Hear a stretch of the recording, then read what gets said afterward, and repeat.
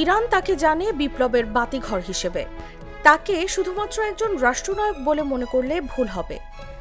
ইরানের সর্বোচ্চ ধর্মীয় নেতা আয়াতুল্লাহ আলী খামেনি একই সঙ্গে একজন আলেম, বিপ্লবী এবং মুসলিম বিশ্বের অন্যতম প্রভাবশালী নেতৃত্বের প্রতীক। ধর্মীয় অনুশাসন থেকে শুরু করে শাসন ব্যবস্থা সবখানেই তার প্রভাব বলিষ্ঠ। ইসলাম বিরোধী শক্তি, বিশেষ করে ইসরায়েলের বিরুদ্ধে তার একক ও নির্ভীক অবস্থান তাকে মুসলিম দুনিয়ায় একটি অনন্য উচ্চতায় নিয়ে গেছে। 1939 সালের 17 জুলাই ইরানের পবিত্র নগরী মাশহাদে জন্মগ্রহণ করেন আলী খামেনি। তার পিতা আয়াতুল্লাহ সৈয়দ জাওয়াদ খামেনি ছিলেন একজন খ্যাতনামা আলেম।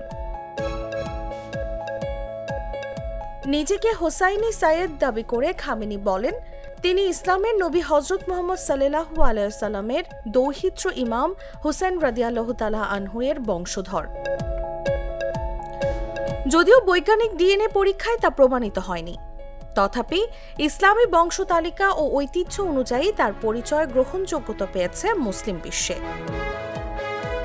বিভিন্ন উৎস যেমন রেডিও ফারডা ও উইকিপিডিয়ার তথ্য অনুসারে খামেনি পরিবারের বংশধারা ইরানি আজেরি সাইয়েদদের মধ্য থেকে এসেছে, যারা নিজেদেরকে চতুর্থ ইমাম আলী ইবনে হুসেন জয়নুল আবেদিনের বংশধর বলে দাবি করে। পূর্বপুরুষদের বাসস্থান ছিল আজারবাইজান, ইরানের বিভিন্ন অঞ্চল, তাফরেশ ও নাজাফে। বিশ্লেষকরা বলছেন, খামেনির দাবি তার ধর্মীয় গ্রহণযোগ্যতাকে এমন উচ্চতায় পৌঁছে দিয়েছে যেখানে প্রশ্ন তোলাটাই হয়ে গেছে এখন রাজনৈতিক ঝুঁকি। 1979 সালের ইসলামী বিপ্লবের মধ্য দিয়ে আয়াতুল্লাহ খামেনির রাজনৈতিক উত্থান শুরু হয়। বিপ্লবের সময় তিনি ছিলেন ইমাম রুহুল্লাহ খোমেনির ঘনিষ্ঠ সহচর, একজন কর্মী থেকে প্রভাবশালী নেতা হয়ে ওঠেন।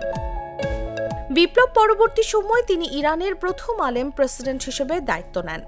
এরপর 1989 সালে খোমেনির মৃত্যুর পর রাষ্ট্রের সর্বোচ্চ ধর্মীয় ও রাজনৈতিক নেতৃত্ব গ্রহণ করেন এবং আজও সেই পদে অধিষ্ঠিত রয়েছেন। ইসলামী মূল্যবোধ ও শাসনতান্ত্রিক চিন্তার ধারক হিসেবে খামেনি শুধু ইরানের নয়, গোটা মুসলিম বিশ্বের নজরকাড়া একজন নেতা।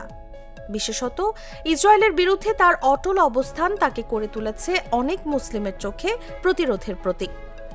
তিনি নিজেই বলেছিলেন, ইসলাম কেবল উপাসনার ধর্ম নয়, এটি একটি পূর্ণাঙ্গ জীবন ব্যবস্থা এবং শাসনের ভিত্তি। আয়াতুল্লাহ আলী খামেনি একজন ব্যক্তি নন, তিনি এক আদর্শের প্রতীক, যার মধ্যে রয়েছে আধ্যাত্মিকতা, রাজনৈতিক দূরদৃষ্টি ও সংগ্রামের ইতিহাস। তার নেতৃত্ব শুধুমাত্র ইরানকেই নয়, প্রভাবিত করছে গোটা মধ্যপ্রাচ্য ও মুসলিম বিশ্বের রাজনৈতিক গতিপথ।